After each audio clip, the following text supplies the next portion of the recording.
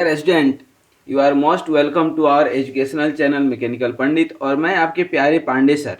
Thermodynamics के अंदर अभी रिसेंटली आप इस वीडियो के जस्ट पीछे जाएंगे तो हमने स्टीम टेबल आपको बताए थे।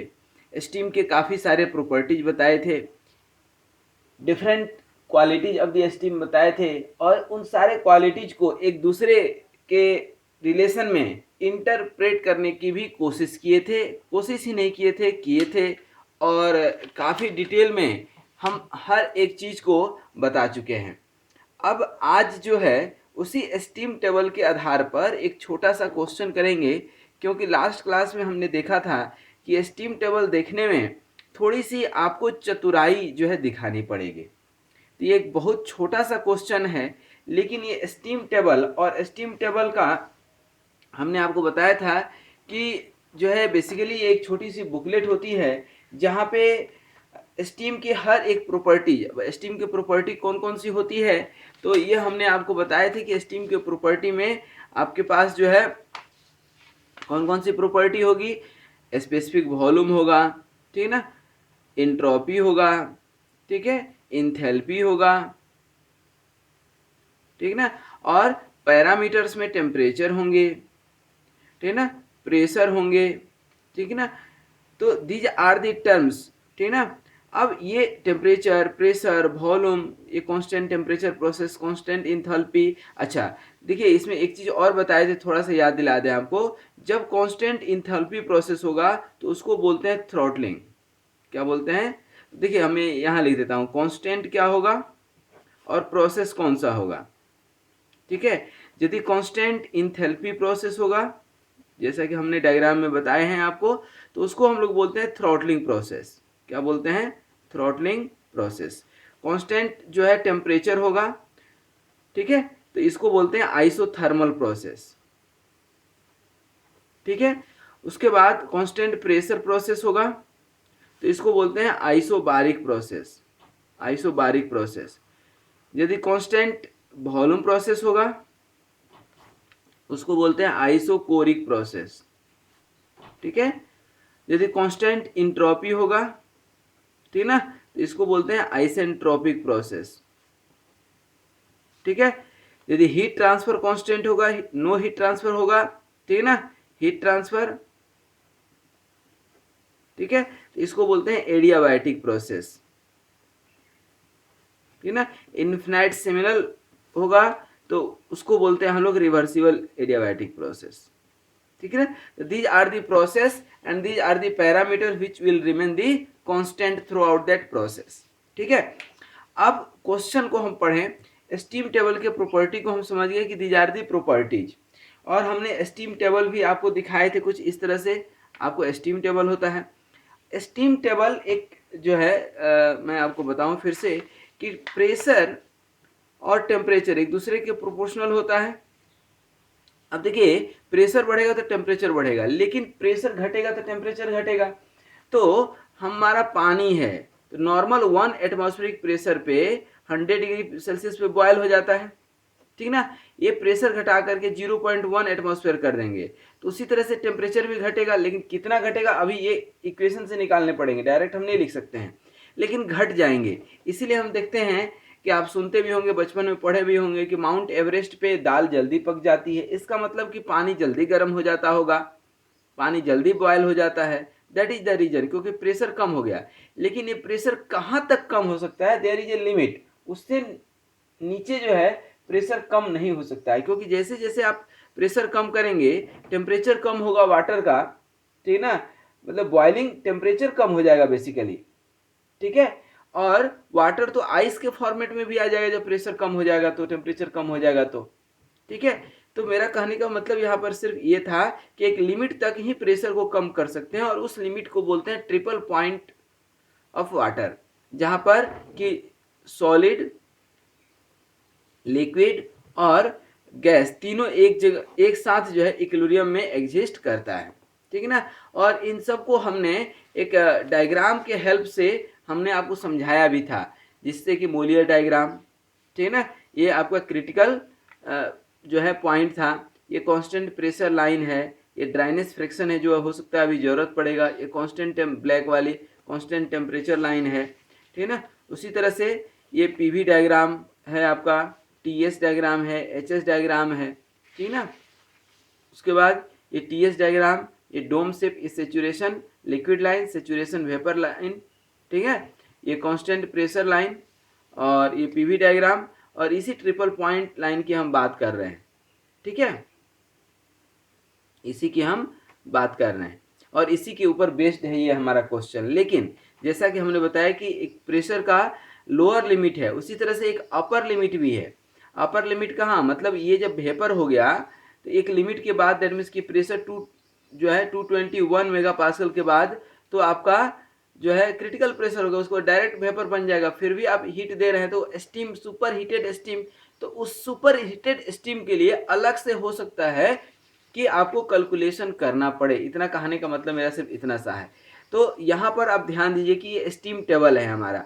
ये स्टीम टेबल आपको एक बुकलेट टाइप से आती है, ठीक है, या आप किसी भी बेसिक मैकेनिकल इंजीनियरिंग या थर्मोडायनामिक्स की बुक देखेंगे तो वहाँ पर आपको ये मिल जाएगा। अब यहाँ पर आप ध्यान दीजिए, ये एब्सोल्यूट प्रेशर है, ये सेचुरेशन टेम्परेचर है कि इस एब्सोल्यूट प्रेशर पे कितना सेचुरेशन टेम्परेचर होगा, कितनी स्पेसिफिक वॉल्यूम होगी, ये वाटर के लिए, ये स्टीम के लिए। उसी तरह से ये वाटर के लिए, ये वेपर के लिए और स्टीम के लिए इंथैल्पी है, ये तीनों, ठीक है। उसी तरह से यहाँ भी देखिए स्पेसिफिक इंट्रोपी की बात करना है तो वाटर, वेपर एंड स्टीम तीनों के लिए इंट्रोपी है, ठीक है।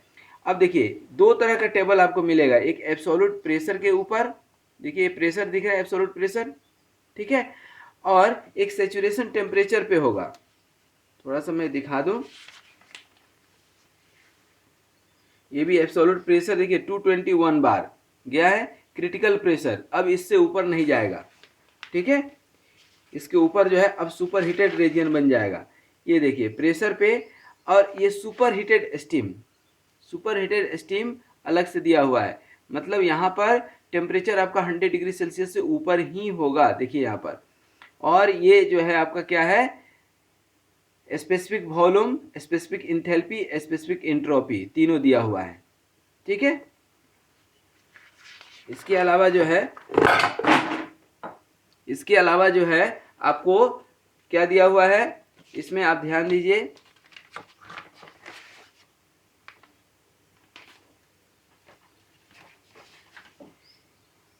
टेम्परेचर, प्रेशर दिया हुआ है, ठीक है, और प्रेशर पे ही है डायग्राम। और यहाँ पर मैं आपको दिखाना चाह रहा था, अभी आप प्रेशर पर देखें, अभी आप देखिए ये कहाँ पे है, ये जो है देखिए सेचुरेशन टेम्परेचर देख रहे हैं और एब्सोल्यूट प्रेशर, तो सेचुरेशन टेम्परेचर के अकॉर्डिंग टेबल मिल जाएगा, सेम चीज़ यहाँ भी है, और एब्सोल्यूट प्रेशर के अकॉर्डिंग। तो अब आपको देखना है क्वेश्चन में कि प्रायोरिटी किसका है, किसके आधार पर हमें निकालना है, ठीक है। तो अब हम इस क्वेश्चन को पढ़ते हैं, उसके बाद फिर स्टीम टेबल हम देखेंगे। सबसे पहले इसमें दो पार्ट है क्वेश्चन का, determine the condition of steam, steam की कंडीशन निकालनी है। कंडीशन ऑफ स्टीम का मतलब क्या होता है, ध्यान दीजिए, condition of steam that means की quality of steam, condition of steam is also called quality of steam, और इसी को ड्राइनेस फ्रैक्शन भी बोलते हैं। क्या बोलते हैं, ड्राइनेस फ्रैक्शन भी बोलते हैं, ठीक है ना।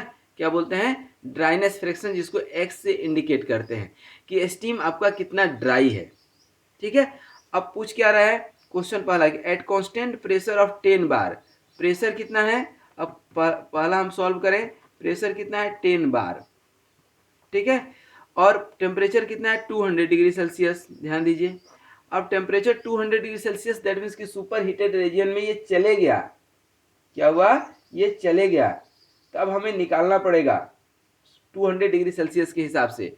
तो सबसे पहले 10 बार पर हम देखें, थोड़ा सा डाटा देखें हम अपना स्टीम टेबल से, आपके सामने ही देखेंगे, आपके सामने ही हम लिखेंगे भी। अब देखिए ये एब्सोल्यूट प्रेशर आप देख पा रहे होंगे, ठीक है ना, ये एब्सोल्यूट जो है प्रेशर में आप देख पा रहे होंगे, एब्सोल्यूट प्रेशर में ये देखिए 9.5, 9, 10, ये दिख रहा है 10 आपको। 10 पे आपका सेचुरेशन टेम्परेचर कितना है 179.88। तो सबसे पहले तो इस 10 बार पे आप टी एस लिखिए, और ये क्या हो जाएगा, टी सुपर हीटेड, क्योंकि 100 डिग्री सेल्सियस से ऊपर है, 100 डिग्री सेल्सियस से ऊपर जो भी आएगा, ठीक है ना, तो जनरली मानकर चलिएगा कि सुपर हीटेड चले जाएगा। और नहीं भी मानकर चलिएगा तो भी ये सेचुरेशन टेम्परेचर देख लीजिए, सेचुरेशन टेम्परेचर कितना है आपका 179 दिख रहा होगा, 179.88, ठीक है, 179.88, 179.88, ठीक है। उसके बाद अब इसी को आगे बढ़ा देंगे हम, तो ये क्या हो जाएगा, अब जो है यहाँ पर आपका ये क्या है स्पेसिफिक वॉल्यूम ऑफ वाटर, और ये तो इतने टेम्परेचर पे तो वेपर बन चुका होगा, तो ये वेपर का हम लिख लेंगे 0.1943, तो Vg क्या हो जाएगा 0.1943 मीटर क्यूब पर केजी, क्या है ये स्पेसिफिक वॉल्यूम निकल गया। उसके बाद आ जाइए यहाँ पर, अब क्या है आगे स्पेसिफिक इंथैल्पी दिख रहा होगा आपको, इंथैल्पी वाटर वेपर और स्टीम का, हमें किसका चाहिए स्टीम का चाहिए, क्योंकि इस टेम्परेचर पे 179 पे ये स्टीम बन चुका होगा, कितना है 2774.2, तो एच जी कितना हो गया 2776.2, और इसकी यूनिट क्या होती है किलो जूल पर केजी, याद रखिएगा, ठीक है। अब देखिए इंथैल्पी निकल गया, ठीक है, इंथैल्पी निकल गया, अब आपको ये एच जी निकल गया, ठीक है ना। अब यहाँ पर Vg और Hg निकल गया, अब यहाँ पर क्या निकाल लेना है डिग्री ऑफ सुपर हीट, क्या निकाल लेना है डिग्री ऑफ सुपर हीट,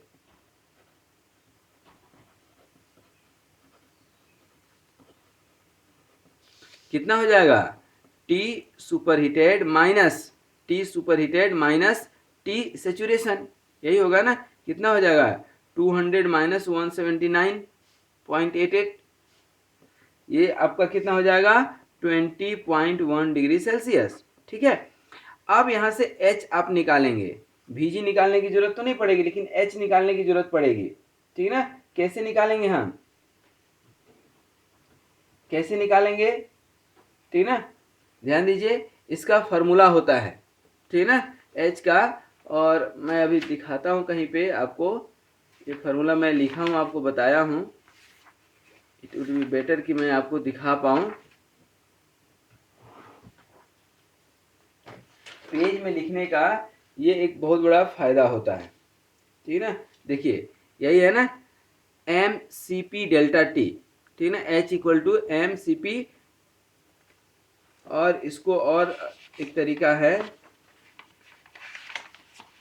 ये देखिए, एक तो V सुपर हीटेड का मिल गया, ये देखिए V, तो Vg T super heated upon T saturation temperature निकाल सकते हैं V सुपर हीटेड, तो एक तो यहाँ से ये फार्मूला निकल गया कि V सुपर हीटेड के लिए Vg आपके मालूम चल गया, T सुपर हीटेड देखिए कितना है अपन TS भी मालूम है, तो यहाँ से निकाल लेंगे आप, यहाँ से निकाल लेंगे कि नहीं, T super heated upon T saturation, तो ये आपका क्या निकल जाएगा,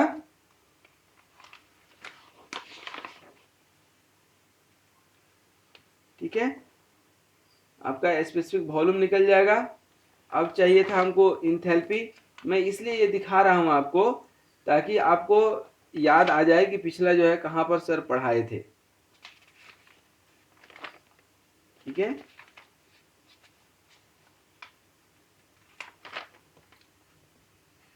H equal to U plus P भी तो आप बचपन से पढ़ते आ रहे हैं, लेकिन हाँ देखिए यहाँ पर, ठीक है, ये जब मैं कांस्टेंट इंथैल्पी प्रोसेस बताया था तो यहाँ पर ये हमने लिखा है Hg plus C super heated T super minus TS, तो अब आप लिख पाएंगे, ठीक है ना, तो इसको लिख लें अपन, ये दिखा देने से क्या हो गया क्लियर हो गया आपको, तो ये Hg अब प्लस Hg यही है आपका प्लस Cp, ठीक है ना, specific capacity of water steam at constant pressure, और T super minus T saturation, तो ये आप H यहाँ से निकाल लेंगे, Hg मालूम है तो ये निकल जाएगा, ठीक है। ये C सुपर हीटेड कितना हो जाएगा 4.2। अच्छा अब देखिए यहाँ पर नेक्स्ट में क्या बोलता है, at a pressure of 10 bar and volume इतना, कंडीशन ऑफ स्टीम निकालना है, ठीक है ना, तो यहाँ पर क्या निकलेगा, ठीक है ना, at a pressure of 10 bar and volume point, तो वॉल्यूम जो है सेकेंड वाले क्वेश्चन में प्रेशर तो यही 10 बार है, तो कंडीशन तो ऑलमोस्ट यही जाएगा, लेकिन ये वॉल्यूम दे दिया है कितना 0.175, वॉल्यूम दिया है 0.175 मीटर क्यूब पर केजी। अच्छा देखिए इतना दिया है, होता कितना है अभी आपने निकाला है स्टीम टेबल से, निकाले हैं कि नहीं, तो अब इस दोनों में अंतर क्या हो जाएगा, इस दोनों से आप क्या निकाल सकते हैं, आपको एक चीज समझ में आ रहा है कि जो गिवन वैल्यू है, ठीक है ना, गिवन वैल्यू वह जो है पॉइंट, और ये सेचुरेशन टेम्परेचर पे वॉल्यूम ज़्यादा है और यहाँ वॉल्यूम कम है, ठीक है ना, तो यहाँ इसका मतलब है कि देयर इज लिटिल बिट जो है wetness in the steam, there is liquid droplets in the steam, ठीक है ना, तो ड्राइनेस फ्रैक्शन यहाँ पर आप निकाल सकते हैं, ड्राइनेस फ्रैक्शन याद रखिएगा क्या हो जाएगा, ये 0.175 डिवाइडेड बाई 0.194, दैट मीन्स कि at given pressure and temperature and at the saturation temperature pressure, इसको जब आप सॉल्व करेंगे यू विल गेट हियर 0.9, तो 0.9 का मतलब क्या है कि आपकी 90% जो वेपर है ड्राई है, 10% उसमें लिक्विड कंटेंट है, तो that is the condition of steam. तो in this way you can tabulate the data, ठीक है, इस तरह से हम लोग स्टीम की जो है क्वालिटीज को फाइंड आउट कर सकते हैं, डिटरमाइन कर सकते हैं। तो आई होप कि ये छोटा सा न्यूमेरिकल था ये स्टीम टेबल के ऊपर, और ये आप इंजॉय किए होंगे, ये आपसे बन जाएगा। इसी तरह से कुछ और न्यूमेरिकल आप खुद से प्रैक्टिस कीजिए।